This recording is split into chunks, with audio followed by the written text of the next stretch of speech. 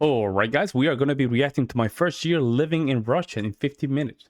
Thank you so much for the support, guys. For the original content creator, we're going to leave the link in the description down below. That way you guys can show some support. Let's see what's going on here.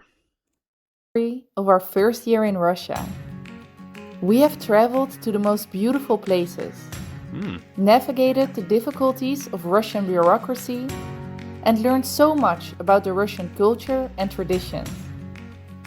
This is our first year in Russia in 15 minutes. At the end of September 2024, me, my husband, and my parents left the Netherlands and drove all the way towards Russia. We came here with the dream of starting a small family farm, a homestead. We first arrived in Yaroslavl, a city 3 hours north of Moscow. We came to learn the Russian language at the university, which turned out to be an even bigger necessity than we expected. It actually kind of shocked us how little people here speak English. That first day, all 4 of us made our way to the classroom. My parents would be the oldest students at the university, and we would go there 5 days a week, 4 hours per day. Being back in a classroom took some getting used to. Проверим домашнее задание и начнем. Мой папа коллекционер. Так, давай, Есенька, по одному предложению и по цепочке. Это стол. На столе лежит альбом. В альбоме марки и открытки. Отлично, спасибо. Коллекционер – это кто?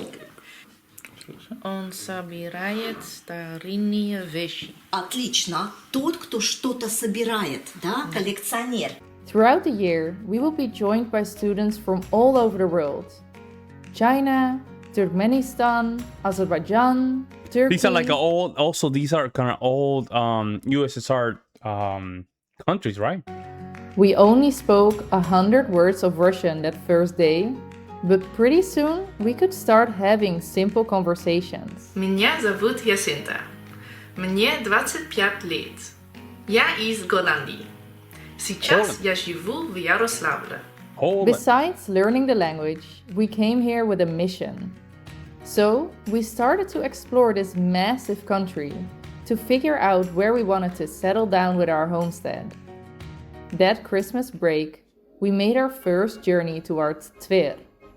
And this specific journey I will never forget. It was our first time experiencing a Russian winter. Wow. But it was also our first time experiencing the Russian village life and the quiet that comes along with it.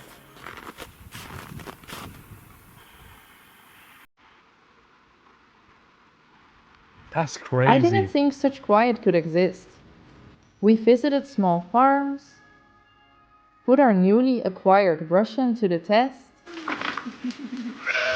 Что это по-русски? Я знаю, маленький это баранья, да? Но большой? Баран. Баран. Хорошо. Bara. And Arachu. experienced a real winter for the first time in years.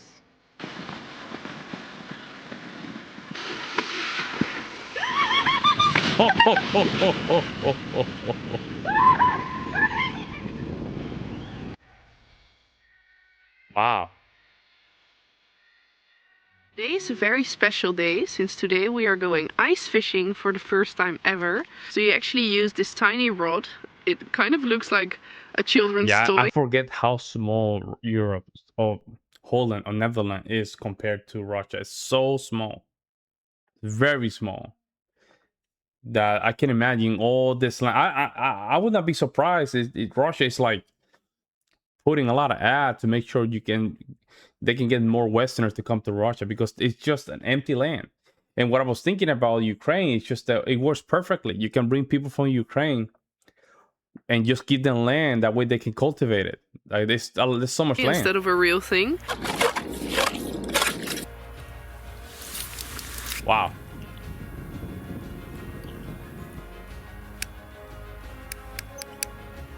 And then we returned home with a fundamentally new outlook. Coming here, we thought, oh, we're gonna have to search far and wide to find that one place in Russia where you can still live a secluded life. But then when we came here and we visited Tver, we soon realized that this country is nothing like the Netherlands in the sense that there are many, many places where you can live a secluded life. So we started doing a lot of online research. We used Yandex to look at different regions. We spoke to different people, we looked on real estate websites, and finally we had come up with a selection of regions. So cheap. We've actually gathered all this research on our master project board that is actually hanging behind me. We kind of selected 5 regions that are interesting to us. From there, we started visiting these regions, starting off with Arkhangelsk, a city in the Russian far north. Now you might have guessed it by the background, but I am actually sitting inside a Russian sleeper train. So you get an area that I am currently sitting in and you have to share it with 4 people. And when we were there, we didn't just look at land prices, climate or soil quality. We also tried to learn as much as we could about the local culture. So we visited a great museum about the historical architecture and lifestyle of this region. Right now we are actually heading over to our favorite restaurant in Arkhangelsk. There we will try some northern Russian cuisine. We started off with some zakuski, or appetizers. Pâté made from venison liver with pine cones, sauerkraut with smoked cod and sour cream, and the last one for the diehards, whipped cod liver with quail egg. We traveled from the city to a small village nearby. Yeah, I don't know about that one. Oh, that. And there we did something I didn't even know was possible. This is a road. Yeah, it's the river, but you can drive over it. No, but is it ice or is it a road? That's nice. We're driving over ice. Yes. That's crazy. You cannot drive over ice. That's crazy. Wow. The landscape was completely new to us.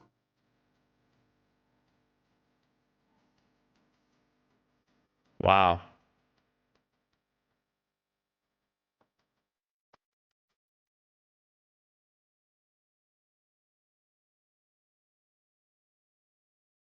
It looks very The good. White Sea here actually freezes for about 6 months a year. Wow.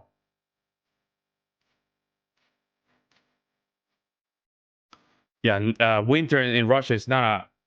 It's not. We really like living in the north. We really like this place. But of course, for keeping cows, it can be a bit tricky because the winter here is about 7 months. And so, at the end of our journey, we decided Arkhangelsk wasn't the right place for us. Yeah. Then we visited Moscow for the first time. It is a beautiful city.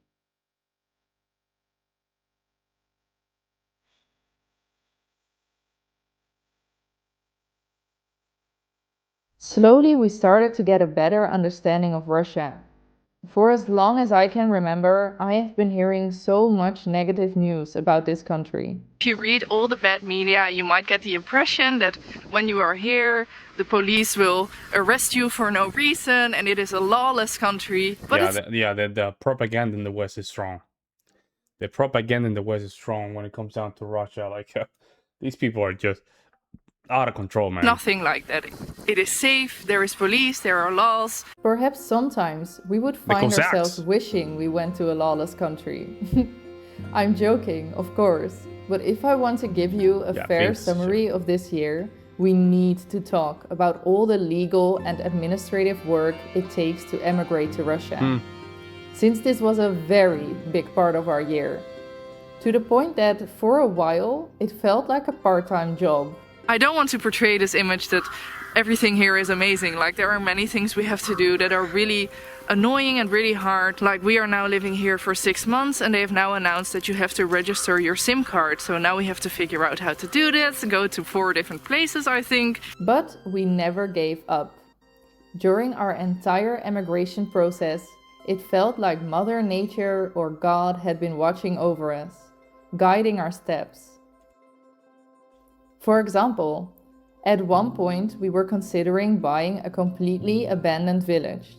What? So, a week Really buying an abandoned village? Ooh, I don't know later, about we that. heard about people who did exactly that. We visited them and had a lot of respect for the work they have done.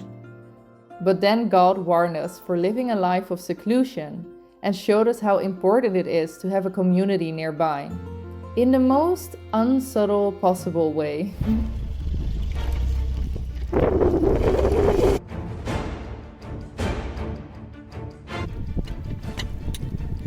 Uh-oh. Uh-oh. Oh, yeah, no. That ain't And that happening. is one thing we learned about Russians: their never-ending hospitality.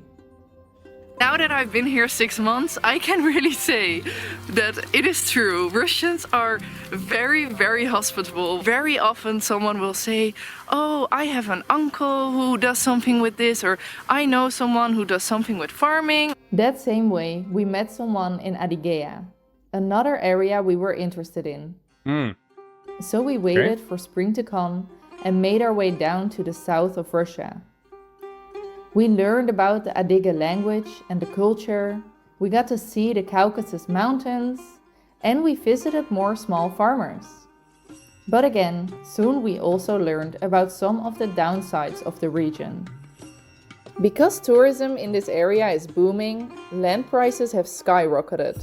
So unfortunately, this was out of our budget. Once we returned, time was ticking. And due to the length of our visa, we had to pick a location where we would start our homestead. By this time, we had visited many places.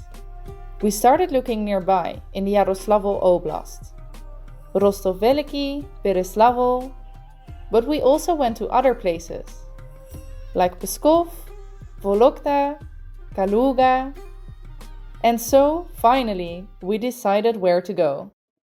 I will now tell you which area we chose. I haven't heard of any other foreigners picking this oblast, but we have finally decided to choose for the Tver Oblast, Tverskaya Oblast. It is a region where the climate isn't too extreme, the land is affordable, and there is a lot of nature. Yeah, it's a lot of money. It was a difficult choice, since we knew there would be so many other regions that fit the same description. But we had to make the best decision we could with the information we had. We found a new rental home in Tver, and soon after we moved there, we applied for our temporary residency. Yeah, that's not bad. You know, it's very comfy, practical. This was a lot of work, of course, but it felt like such a big step forward. And now our search completely changed. Instead of looking at an entire region, we would visit different villages, specific houses or plots of land. We visited so many places. But pretty soon we ran into our next problem. Because really the issue is we don't understand what we are doing. We don't understand the plots of land. My husband came with a great idea to visit some local municipality offices. We are now at the administration office in Sely-Jarava. So it went okay. Our Russian had improved to the point where we could ask a lot of questions on our own. Например, я могу сказать, что мы ищем маленькую ферму, нет бизнеса, но только для семьи. Hey, I have to So say, we found out that- her Russian is not bad though. Her Russian is not bad. It's kicking in really nice. Like in any country, there are a lot of people trying to scam you, and we had to be really careful when buying a property. He told me that what my consultant said is true. You cannot do this in Tver. And he essentially said that all the people on Avito and Sian who are saying this, they are essentially just lying. With these new insights, we continued looking. We visited the most beautiful places, the most secluded villages, and of course, we also made time for some fun. Oh. Oh, okay. Actually, we made time for a lot of fun this year, and we tried to have as many new experiences as possible. I can imagine how expensive it is to do all this in Netherlands.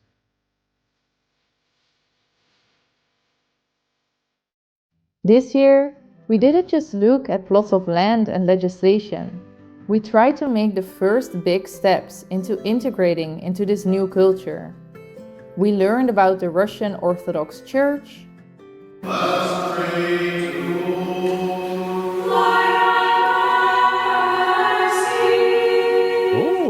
foraging wild foods, a popular activity here.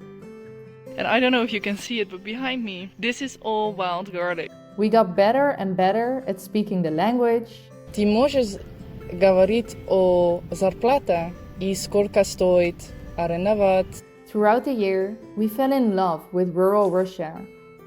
People taking care of their vegetable gardens. Yeah, I've seen like the homestead is a huge thing in Russia.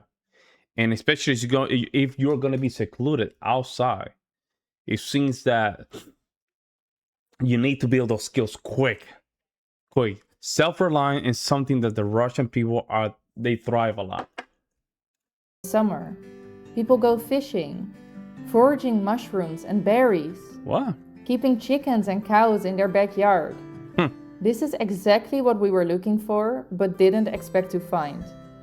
But we actually found it everywhere in Russia. And throughout this year, our community here on YouTube started growing as well. I hadn't been on the internet all day. Then when I connected to the internet, I all of a sudden saw that there were so many new people over here on my channel. So that made me so happy. I wanted to say welcome to everyone who is new. I'm so happy you are here. Welcome to rural Russia. I am so thankful for all of you who are joining along in our journey. Good video, man. So did we find our homestead? No, not yet. But we are certain that we will find the right place. We are certain that for us, Russia is the right place.